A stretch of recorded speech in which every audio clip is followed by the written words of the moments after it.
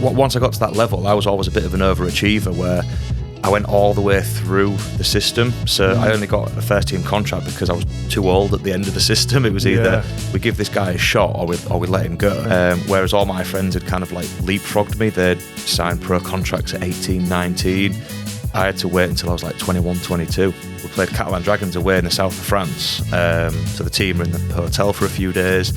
I remember Neil Hudgell like just tapping me on the shoulder in the hotel lobby. I was like, "Want to have a chat with you?" There was him and all the directors, and he just puts it on my toes. Where, new contract. What do you want? So I'm like 23 years old. I think I'd played like 20 first team games by this point, and I'm getting asked how much do I want now? Helping people buy their house, invest for like retirement, protecting families' financial future with like personal insurance and stuff. Like that gives more back to those people than me playing 80 minutes on a Sunday afternoon ever would. I'm James Green, the Managing Director of Green & Green Mortgage and Protection, local independent mortgage firm based in Hessel.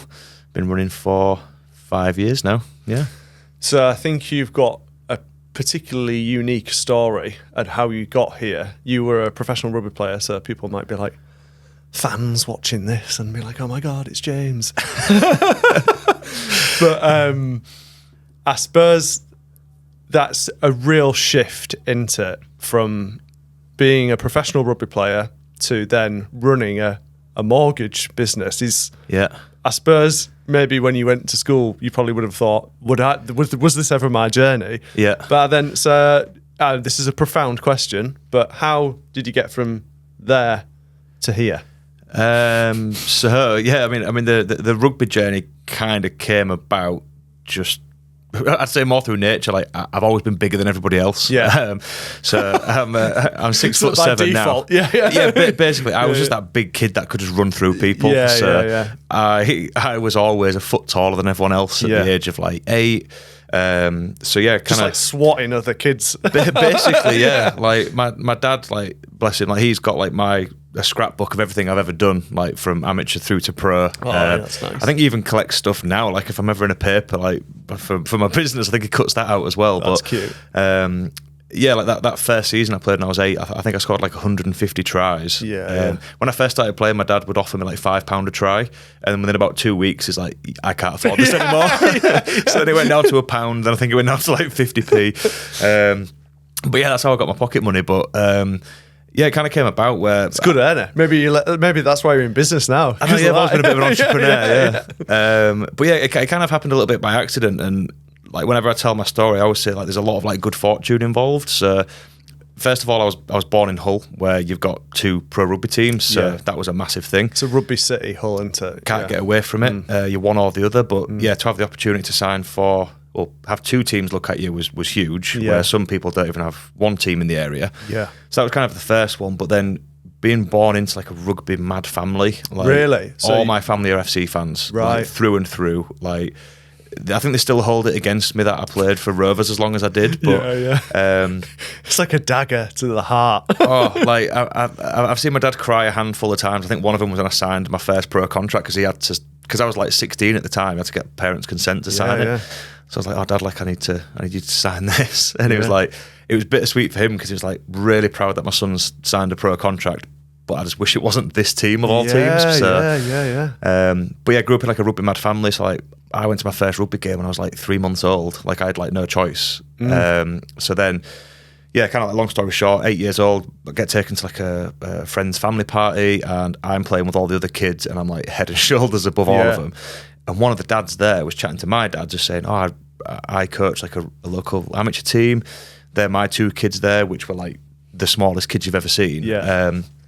Like we are getting bullied a little bit. We could do with a kid like yours. Does he fancy it? And then got taken down. And when you find something easy, you quite enjoy it, don't you? So when you're running through kids, wow, this is amazing. So that's how it started. Yeah, well, I suppose you've already got that leg up, haven't you? That you've got that competitive advantage over the other kids ultimately, just by your size. But then it's not just your size, is it? You can't, like, there'll be loads of big people who aren't good at rugby. Yeah. So I was like weirdly athletic, even though I was quite big. Like I could still move, but so I got taken down at 8.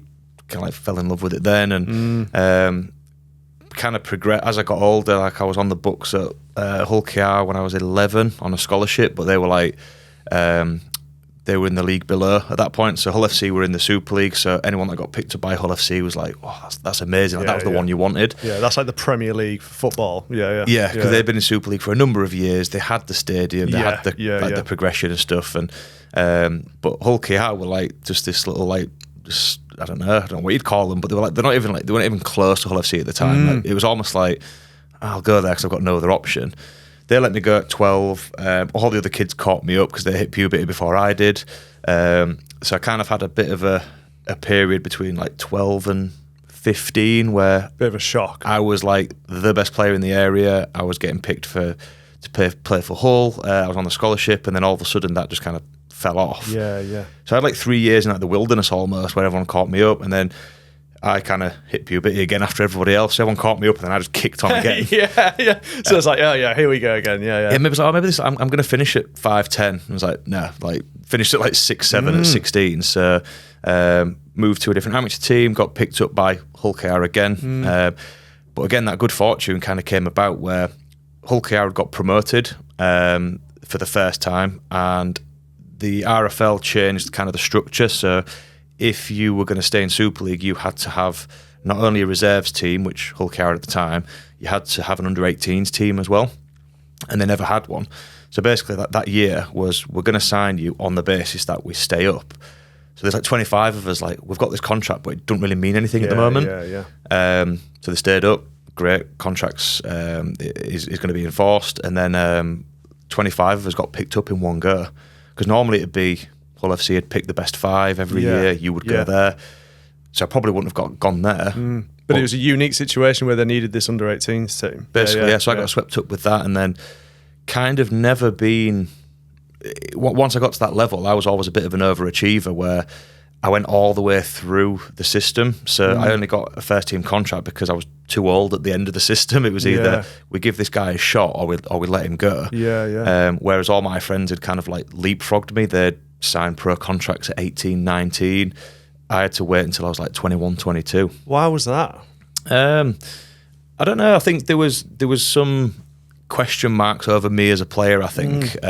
So kind of why I would say I was an overachiever was, yes, I had like the physical frame, but I wasn't the fittest. I wasn't the fastest. Naturally, I wasn't the most aggressive. So for me, like the easy bit was running through people, which once you get to 21 and you're playing against other lads that are at professional academies, that doesn't happen as easy.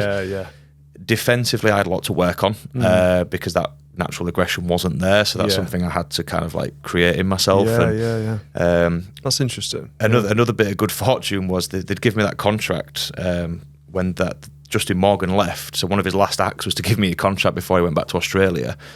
And it was like the minimum they could pay me. So it was like, well, it's no money lost if nothing works out. And we had a new coach that came in, Craig Sandercock, where he took one look at me in like a couple of sessions and give me like another 2-year extension. Oh, really? Okay. So I had like a 3-year like window where I'm in the first team. Yeah, God knows what he'd seen. He'd done it to me and my best friend at the time. We'd not even played a first team game yet, and he's given us a 2-year extension. So we had like a 3-year runway to develop and prove ourselves. So again, good fortune. Because that one person determines if you're going to stay on or not. If that person doesn't like you or doesn't see you as a fit, you aren't getting another contract. So good bit of fortune. He saw that, give me a new contract, and then kind of worked my way through again after that.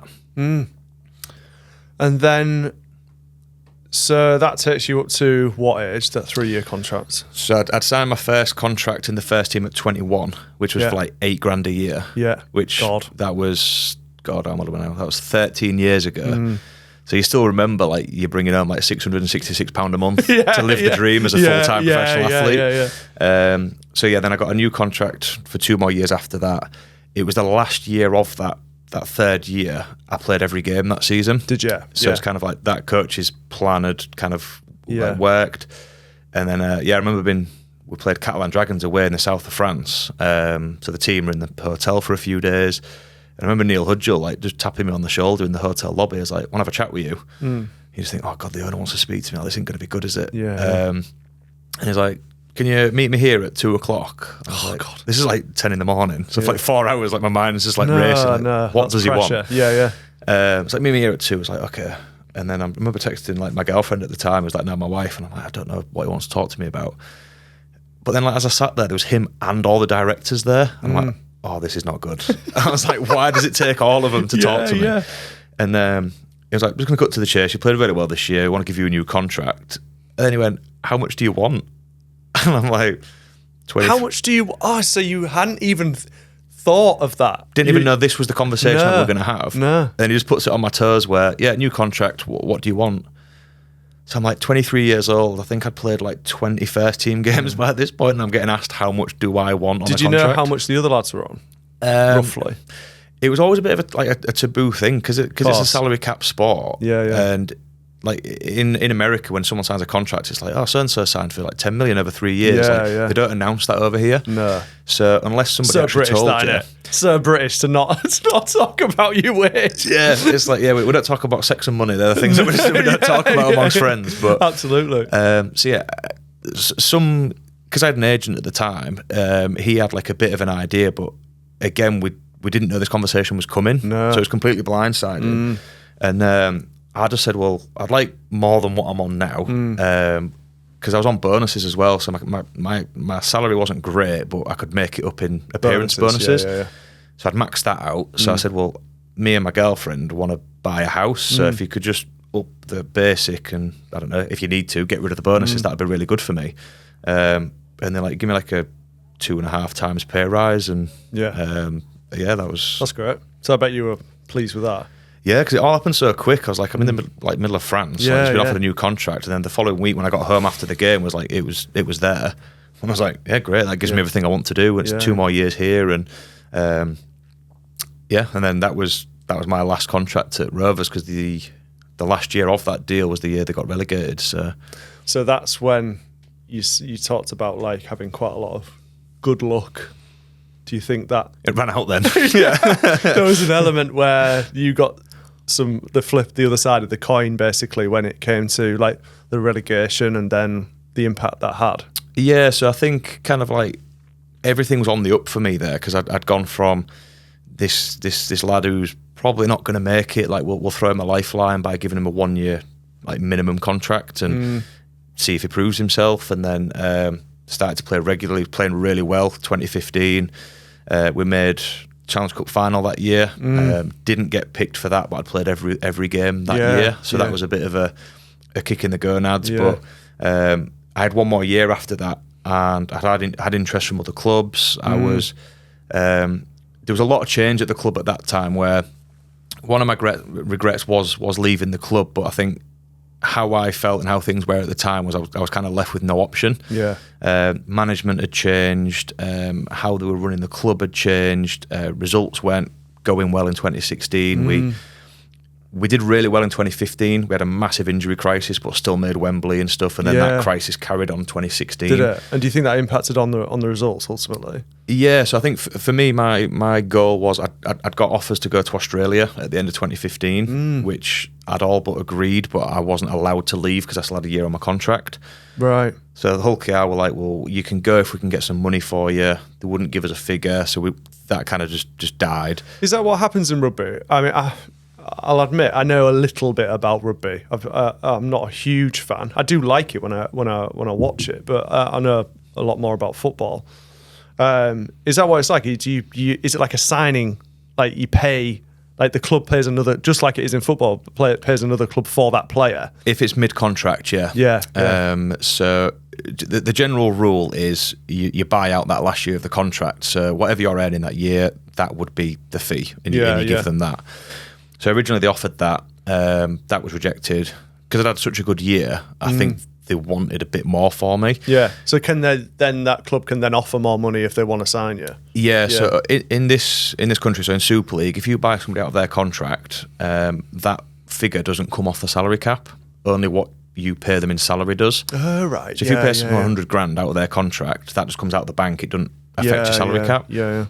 if you do that from the NRL, which is where I was hoping to go, that comes off the salary cap. Right. So they were basically saying like, well, everything we pay to buy you out is money that we either can't pay you or we can't pay somebody else. So they basically said like, let's review it in a year. You're off contract then. We'll do it then. So 2016 for me was, I want to go to Australia. It's like that is like the Premier League of rugby league. I had a couple of offers. I was playing really well. Like, fantastic. My wife was on board with it. So that's good. Yeah. But then 2016 comes around. 4 games into the season, our coach gets sacked. Gets replaced with somebody else. The head of rugby was getting quite involved, and there was a bit of a clash there. And results weren't going our way because we had a massive injury crisis. Confidence was low. And then I just had like the worst year you could ever imagine. I'd built myself up like, this is the year I'm going to do it. I trained like an absolute lunatic in the off season. Got off to a fairly good start of the season, but then got suspended twice because I was just so determined to get out of there. If something didn't go right, I just lost my head. Did you?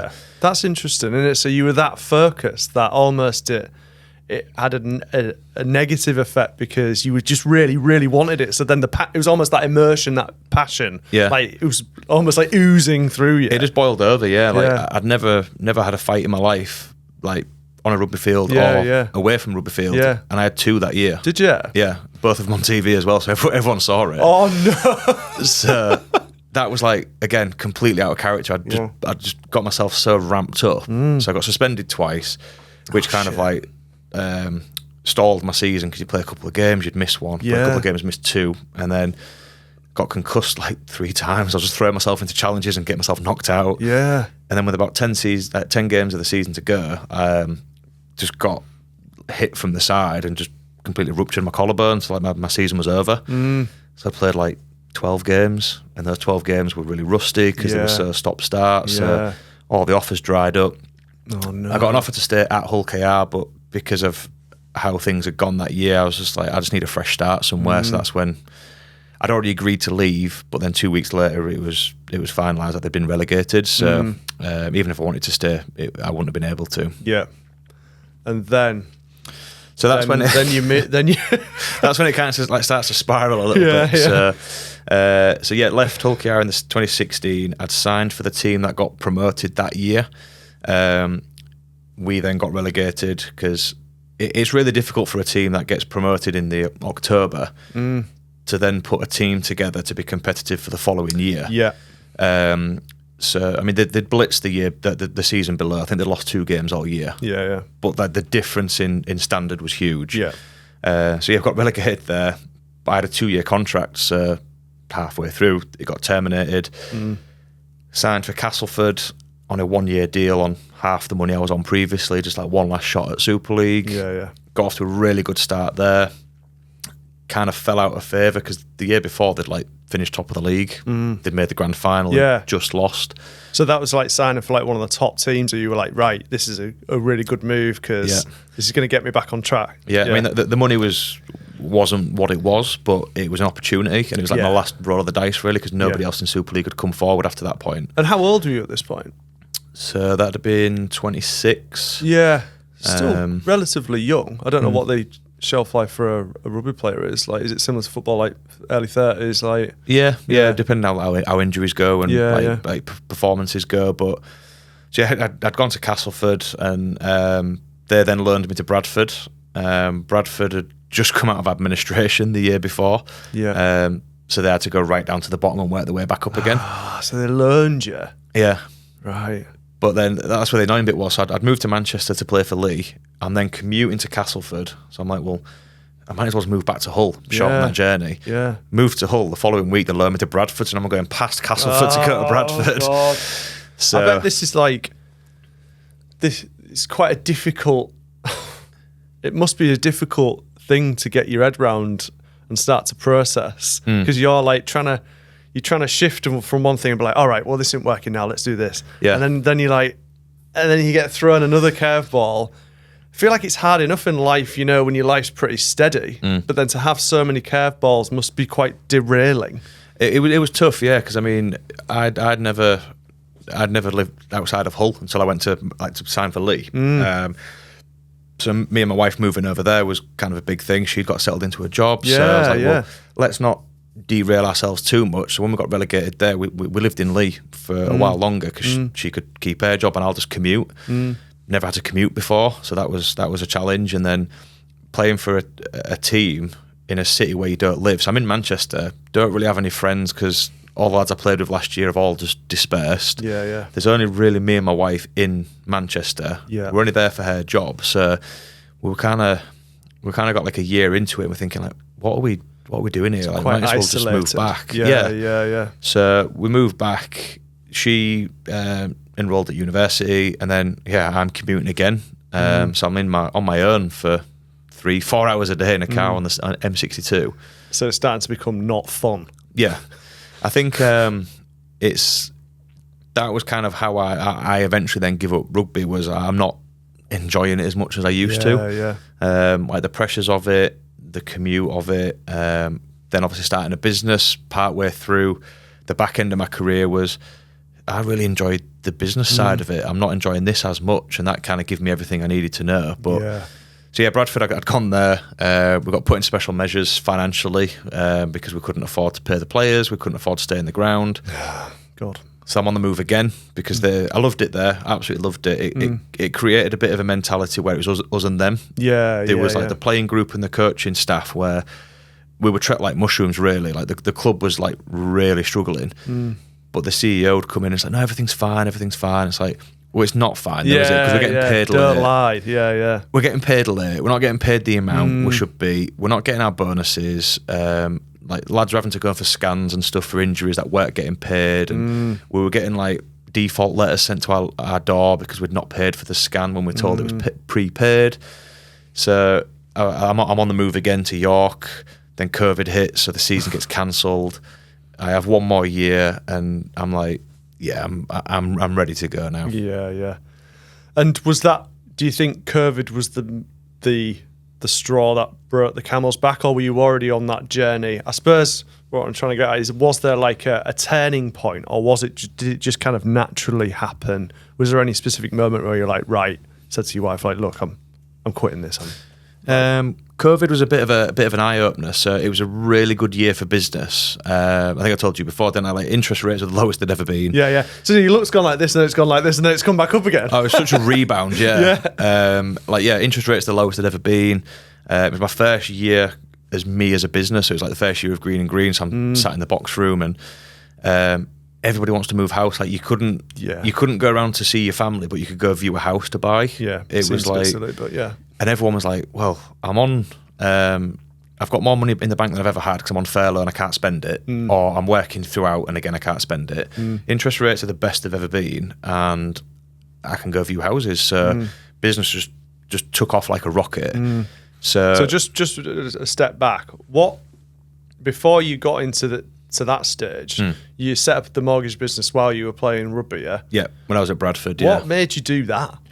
So we started investing in property when I was at Hull KR. Yeah. So property was a bit of a saving grace for me because my last year at Hull KR was when we got relegated. Things weren't going well. I was trying to play myself to a new contract, and it just everything was just against me. Yeah. We'd bought our first investment property, which we renovated ourselves. We did everything start to finish, and really enjoyed that. But it was also like a bit of an escape as well. Yeah. I mean, it was only around the corner from Craven Park. We bought it on like the Long Hill estate, but I'd finish training, I'd have a shower, I'd go to the house, put my painting clothes on, spend a couple of hours painting. Yeah, it's quite therapeutic almost, isn't it? Yeah, kind of like forget my troubles, and then so it was kind of something that kept me sane for a little bit. And whenever you spoke to the senior players at rugby, it was like, well, what do you do when you start earning like a half decent contract? And everybody said property. It was just the thing you did. So I was like, yeah, let's get some properties. And the original goal was to get as many as I could. Yeah, like a portfolio. So that when my rugby money dropped off and I went to like a normal job, the money from that would balance it out. Yeah. So yeah, I was going to become a letting agent at first. Did all the qualifications for that. Thinking I could do that around rugby, just on an evening, on a weekend, on my day off, and you can't. It's property management is 24/7. Yeah. So kind of put that on the back burner, and then didn't really think about it too much. And then my wife's best friend got married and we got put on the young couples table, and when you've had a few beers and stuff and you start getting a bit leery and you're like, oh, so what do you do for a living? And he's like, oh, I'm a mortgage advisor. And I'm like, oh, that's quite interesting. I got chatting to him and telling me what his day-to-day was like, and he's telling me like the sort of like money he earns and stuff, and I was like, that's something I could look into. And inspired. Yeah. and so I think that the one thing that stuck with me, he was telling me like how much commission that he was still owed that hadn't been paid out yet, and he was real calm about it. I was like, if somebody owed me that, I'd be like at their door, like where is my money? So I was like, you're obviously doing okay then. To not be bothered about that. So I'm looking at that and I'm like, that's something I can do. I can fit that around rugby. So again, it was that training where it was a distraction from rugby. I'd finished rugby, right, I can get my head into studying, forget about rugby for a while. But also the identity side of it as well was when rugby was going great, you don't mind talking about it. Your chest's puffed up, your chin's up, you don't mind talking to people about it. When it's not going well, you want to talk about anything else. And because I had nothing else going on, like people with even with the best intentions of like, oh, I was rugby going, I was training going, you ready for weekend? They're asking like how you are and stuff out there, and that's the only thing. But you just don't want to talk about it. No. Whereas once I then started business, was that was the other way around. People would ask about business first, and then rugby was second. That's like quite refreshing. It was nice to have a new identity, something to escape to, and just something else to talk about. So then you set up whilst you were playing rugby. We then fast forward back to where we were on where it was COVID and the market was government. Amazing. It was amazing. We moved as well. I mean, we moved in 2021, which wasn't necessarily like at the peak of COVID, was it? We were probably coming out. There was still the odd lockdown, but there was still that stamp duty thing, and it saved us so much money. It meant that we could then spend that money on the money that we made from our other house on our new property. So really, so glad we did that as well. It made a huge difference. That was a really big thing for us. We won't be living in that house where we live now.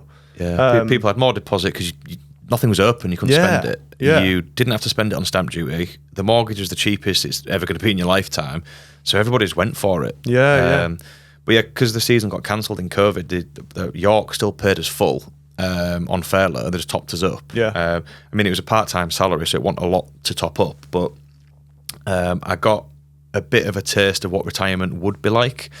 So business is booming, I'm working during the day, and I don't have to go to training on the night. Still had to keep myself in shape a little bit just in case the season came back or preparing for next year. But I was like, so this is what retirement looks like. And I absolutely loved it. That's amazing, isn't it? That's that moment where you think, right, I should be doing this. Everything was on my terms, because that was the other thing that I kind of struggled with a little bit. Was when you're a full-time athlete, like you just do what you're told. You run where you're told to run, you lift that weight, you drink that supplement, and everything like that. But to then become your own boss was like, I can call the shots, I can do things how I want to do it. But then I'd go to training on a night.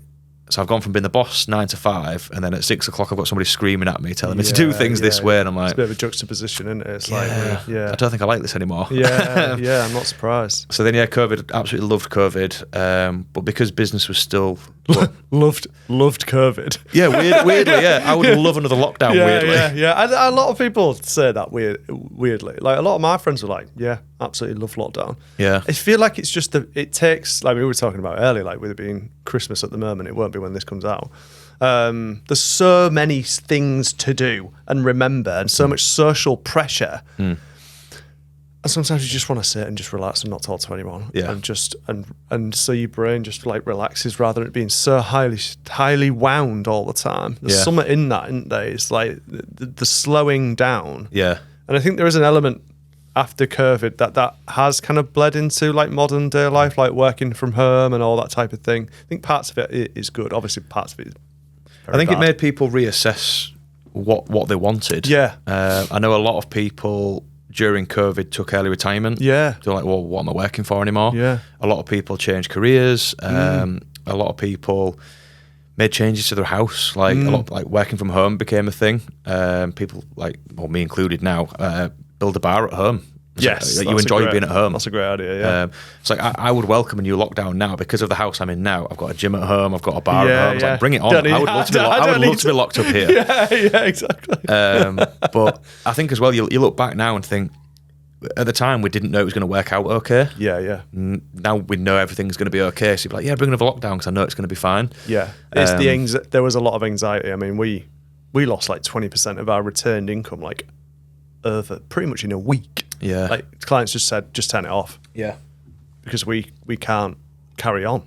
And then we were like, oh no.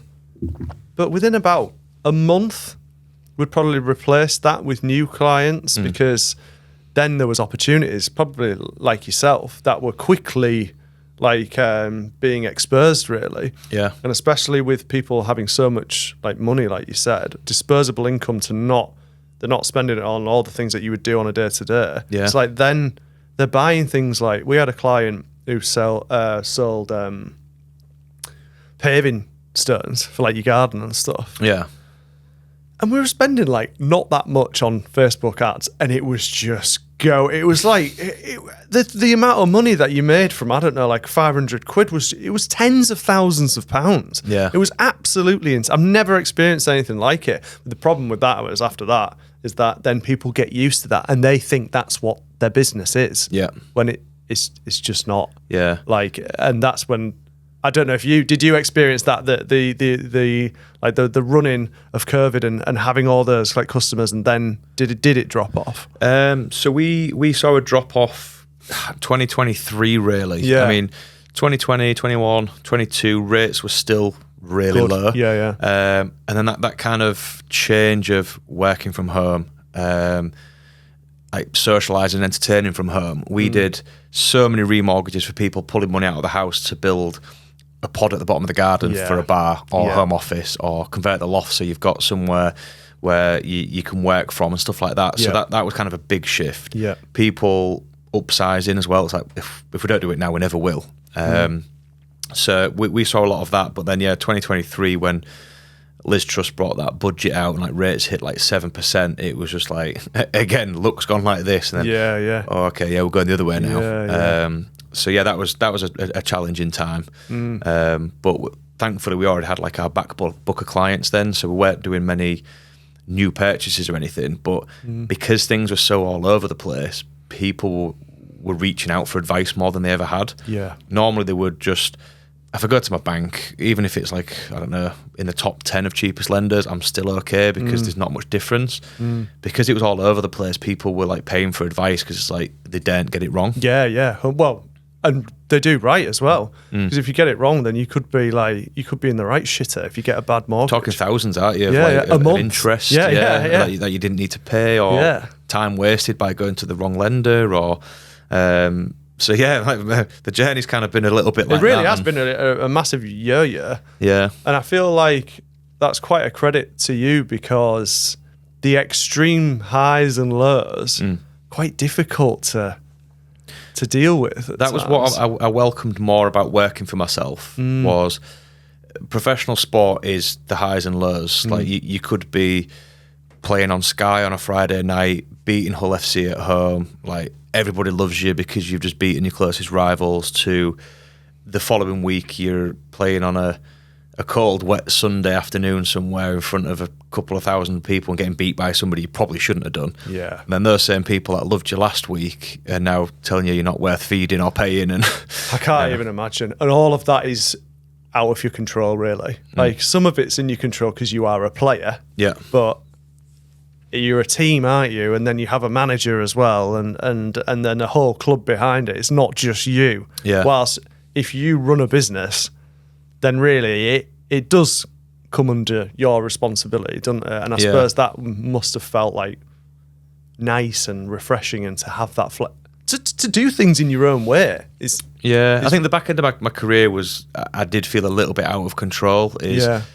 Like I say, when I first broke into the first team, was if that coach thinks you've got something, then you're going to play, you're going to get rewarded with the contract and things like that. But if that one person doesn't see that in you, you're kind of stuck, really. You might be on a 2-year contract where you're never going to play there. And then, my contracts were I was hopping from club to club, so that was a bit of a disruption. The money was going down and down, you just think like, I want to get off this roller coaster now. Is the highs are great, but the lows are awful.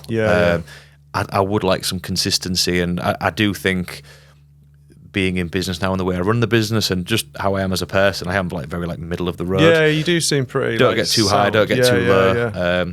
Big person, small personality.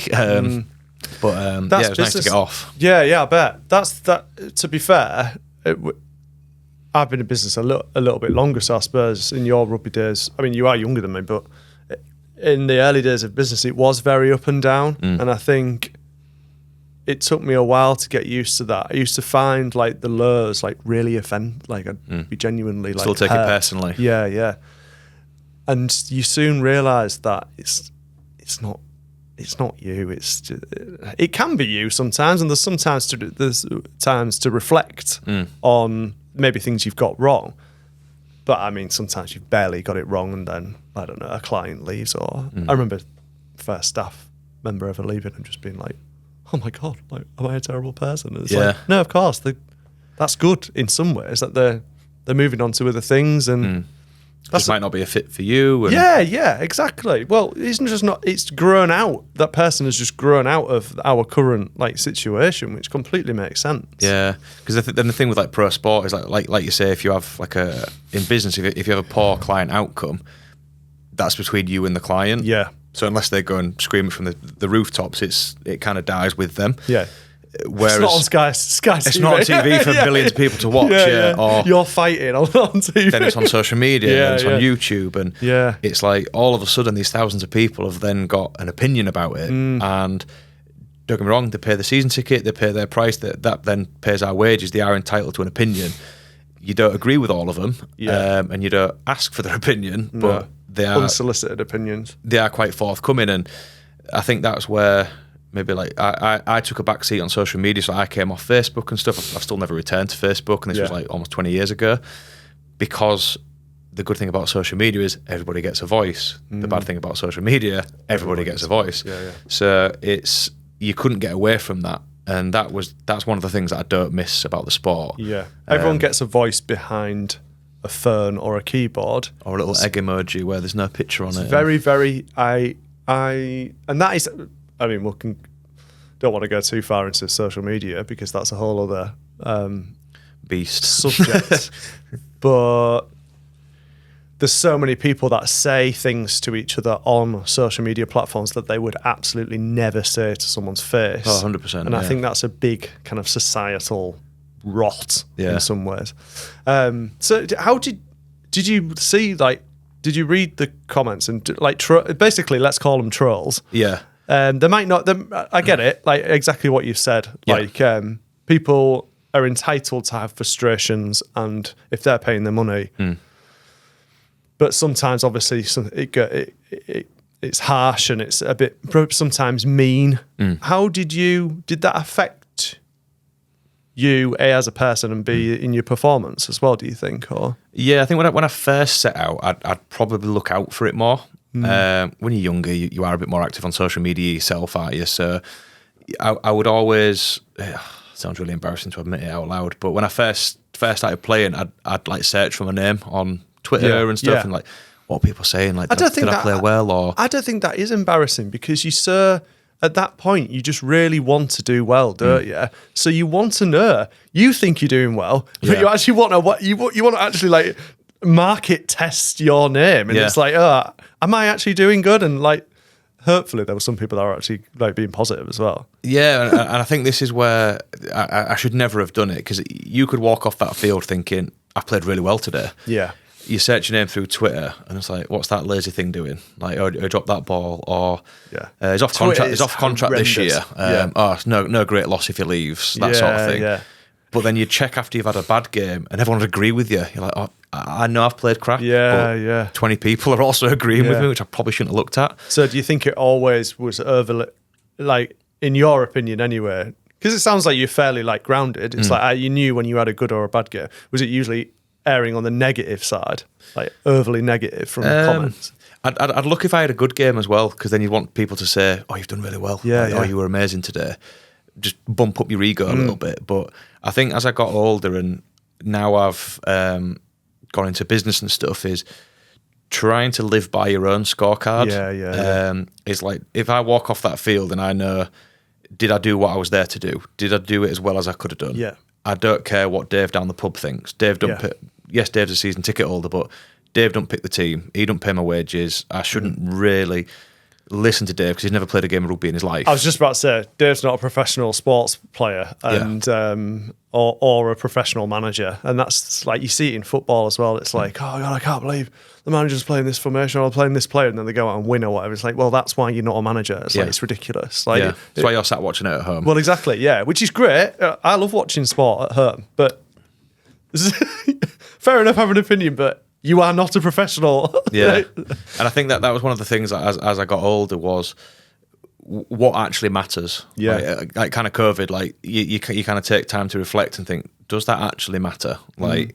because fans are, they'll come and go, or their opinions will change. You string 3 good games together and they think you're a well beater. He was also the bloke that said I should have been sacked 6 weeks ago. And it's just, you shouldn't be listening to those people. It's so unhealthy, isn't it? It's almost bipolar thinking, isn't it? There's no middle ground, there's no nuance, there's just amazing or shit, basically. Yeah, there's no in between. They either love you or they hate you. And I think the social media part of it, that I don't miss off rugby league. I look at. I went to Hull Uni yesterday for the showing of the Renaissance film that Hull KR brought out, going that they'd covered for this year, and I see those players, like what they've done is truly amazing. I do see some of them are very active on social media, and don't get me wrong, you're playing well, like soak up the plaudits, but do it with a pinch of salt, is because if all you are is a rugby player, I know some of the lads don't have anything else going on other than rugby, is once that changes and you become the villain or you're no longer a rugby player and that rug gets pulled from underneath you, you're in for a bit of a rude awakening. And let's face it probably happens to everyone.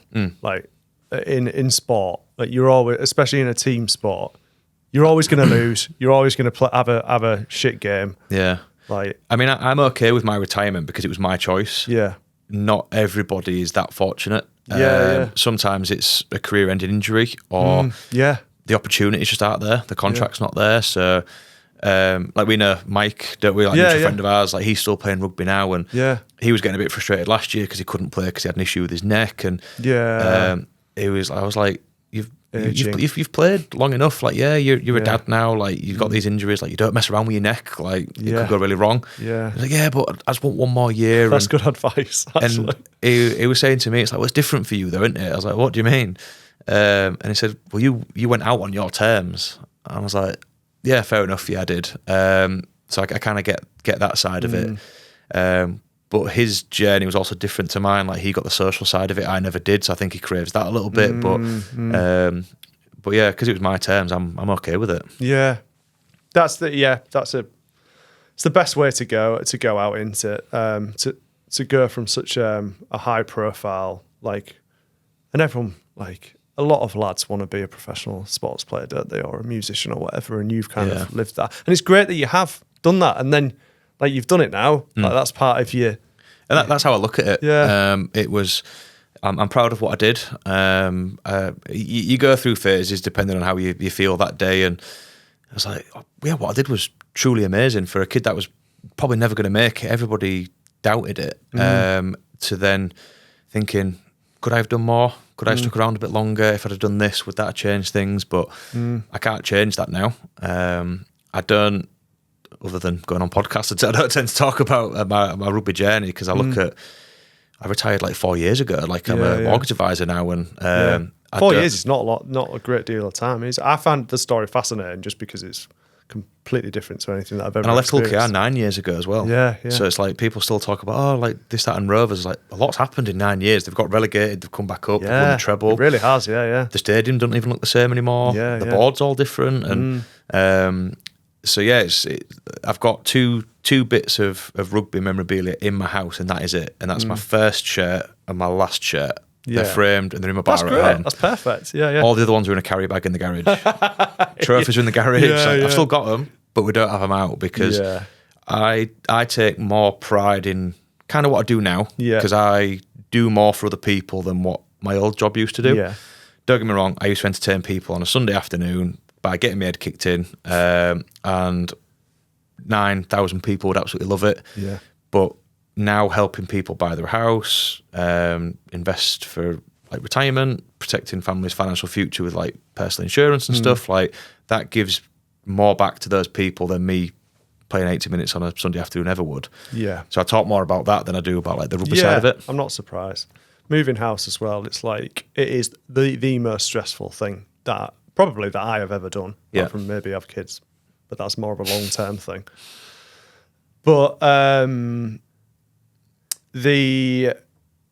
sorry, what was I saying? Yeah, the most stressful thing. But the actual impact of a new home is so good. Yeah. Like when you after you get that feeling of like, am I in a hotel or am I in someone else's house? You know, when you first move. But after that, and then you start to feel settled. You're like, oh, I really like this house, and that the actual impact on those people living there is profound, isn't it? Yeah. And you're helping those people do that. I think is great. Right, I'm conscious of time because we're trying to keep these podcasts a bit shorter and snappier. Got a few quick questions. Fire away. I think we've actually answered quite a few of them. But I know we touched on the social media, the troll thing. But what was the hardest thing about pro sports? Probably the ups and downs is there is so much you can control, but there's a lot of it outside of your control. What people think about you, you either fit what they're trying to achieve in the team or you don't. Like we want a player that is fast or can pass or someone that can defend better or something like that. Is if that's what they're looking for and you don't fit that mold, then it's kind of tough. Yeah. There was a lot of disruption. I mean, before even making my Hull KR debut, I got loaned out to about 6 different teams, I think.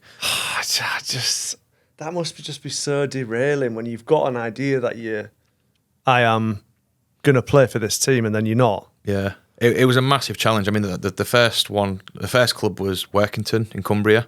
So I literally drove from one side of the country to the other, trained, drove back, did that twice a week, then again on a Sunday to play. Did that for a time month. In your car. Or did you listen to podcasts or like listen to music? Well, they sent 3 of us at the same time, and there's a lad from Leeds that used to go. So the 3 of us would drive to Leeds, and he'd drive the rest of the way because the 3 of us that got sent there was all on like minimum wage. So it's like we can't afford the fuel money. Yeah. And this guy was like, I'm getting paid fuel money, so get to Leeds and I'll take you. So there's 4 of us in a car, and we would go there. And the coach even said, "Look, I know this is really difficult. Yeah, you're there for a month. We'll reassess it after the month." I think we played the first 3 games. I was like, "Please don't send me back." Yeah. And then went to another team, saw the season out with them, and the following year had 3 more loan teams, and then actually made my debut. So the disruption is difficult. Even like when the schedule changes, you might be scheduled for a Sunday game. Teams playing well, that moves to Friday night because it's on Sky. Those days off you had planned with family or whatever, that's now gone because of the schedule change. So, and then if you're playing on a Friday night, you think, well, if we win, we're not in till Monday. You lose, right? I'll see you all Saturday morning. Yeah. You're just like, so that I miss. That I don't miss. Sorry. Yeah. But I miss the people. Like seeing the Hull KR thing yesterday is the bonds that you create by what you go through and what you do for people is.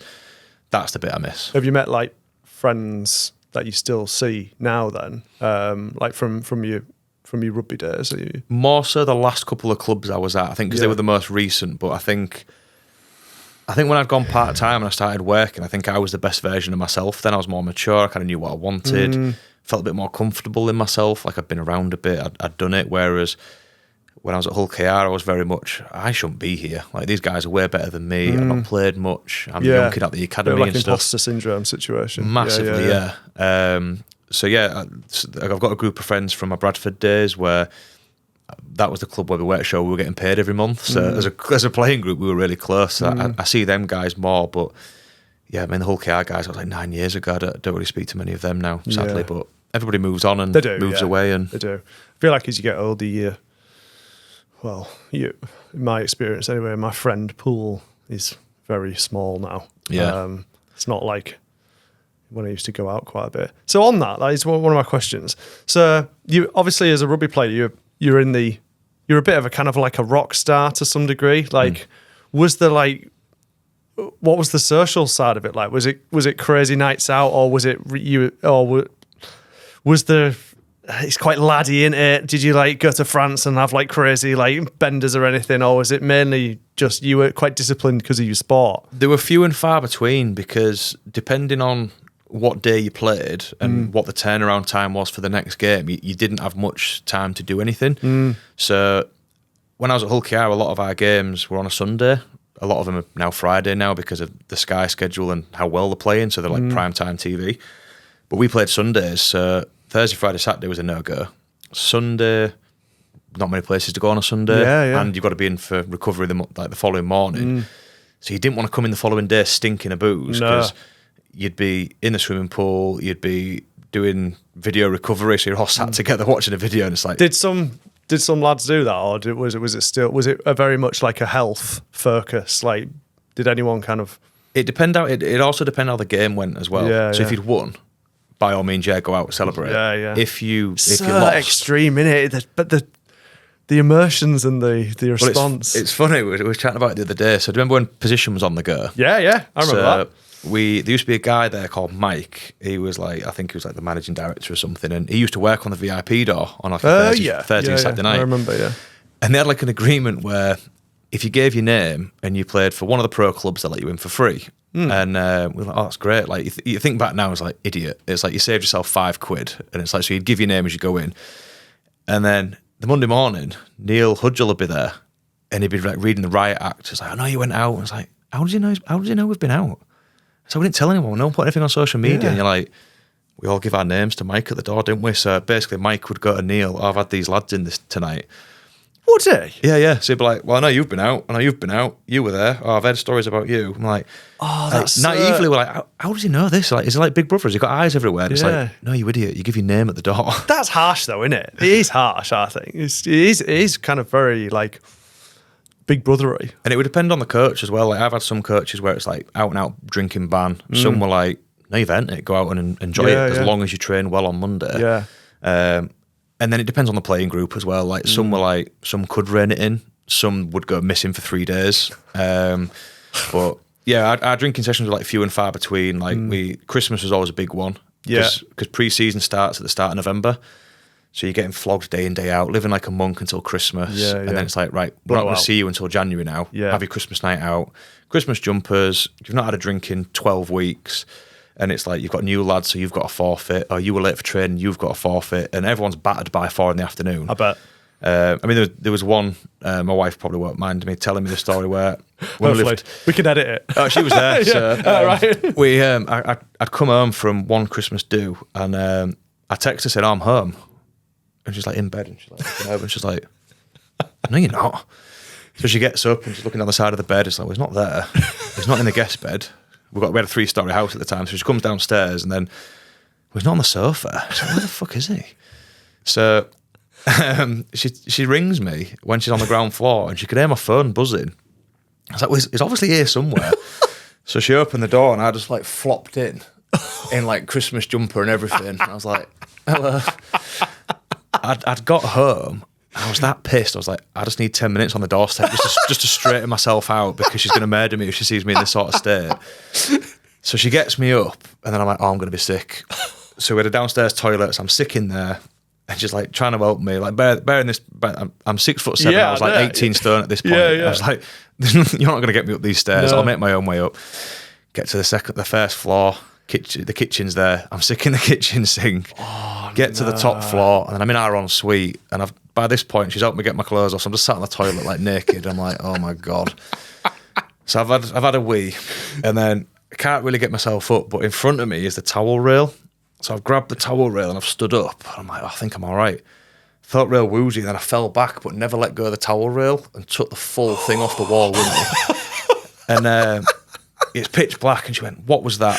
I was like, nothing. Pushed the towel rail back, and then just left the door open, thinking that'll like keep it close to the wall. And then she spotted it the following morning because she had to be up for work, and she was like, what the fuck have you done? I was like, I don't know. By this point I'm still like naked in bed. I've got, do you know when you're really warm, so you have like one leg over the duvet and one leg out?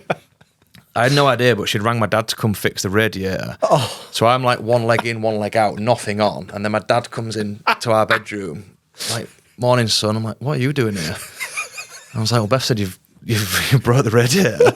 So he'd come to fix the radiator. And I was like, yeah, thanks, Dad. Like, see me like in all my glory. So that Christmas was always a big one. And then we'd have like Mad Monday as well, which was like, that was the end of season blowout. So depending on when you knew the season was going to finish, so if you made the playoffs, obviously you didn't know because it was knockout. But if you'd missed it, it was going to be this weekend. So it'd be like, we'll have the last game, we'll all go out, but then you meet up the following morning as if you were going to go to training in fancy dress, and then we'll plan to go somewhere for that day. So that was always the big one because, again, we might not have drunk all year. We've had a good year, we've had a bad year, indifferent, whatever. You just want to go let off some steam. So we'd just go somewhere for 2 days and you would just drink until you couldn't drink anymore. We'd had trips where we'd gone to like Magaluf, we'd gone to like Amsterdam, Leeds, whatever, depending on when we could finish. And you would just lose people and like people would go MIA. And but that was the one thing everyone looked forward to Mad Monday. It's just like 3 weeks, 2 weeks, 1 week, and anticipation. It was always the injured lads that would sort it. So like the playing group that was still fit and playing, like we don't talk about it. Like coaches will go mad. But if you had someone that season was over, it's all right. You're in charge of sorting Mad Monday. Like make it good. It's like a mini stag do. It basically was, and it was just like I used to love Mad Monday, but I used to hate it as well because it'd be like. It was always like it was your stag do. It was like people forcing drinks on you. It's like, no, you're not going to bed. Stay up, do this. And you're like, I'm not enjoying myself anymore. I just want to go to bed. Yeah, exactly. Because you get into like you just said, you get into those moments where you do things that you don't want to do again. Yeah, you're like, no one's going to sleep. So you'd go all the way through the night before, and you'd be sat in someone's house like this, and it's like. We can't go anywhere. Nothing's open. We're drinking warm beer on your sofa. Like, this is not fun anymore. Wow. Well, thank you. That's been really interesting. No, I really enjoyed it. Thank you for having me on, mate. The time's completely flown by, to be honest. So if anyone wants to get in touch with you to help with, obviously, their property or their mortgage, I suppose just how do they do that? So I like to hide behind the company socials. My personal social media is very boring. Green and Green Mortgages on Instagram, Facebook. I think we're on TikTok as well, but probably through the website, so greenandgreen.net. Everything you need is on there, and then one of our advisors will get in touch with you, whether it's me, Chris or Charlie, but they're the main ones. Bro, well, thanks, James. Appreciate it. I really enjoyed it. Thank you, mate.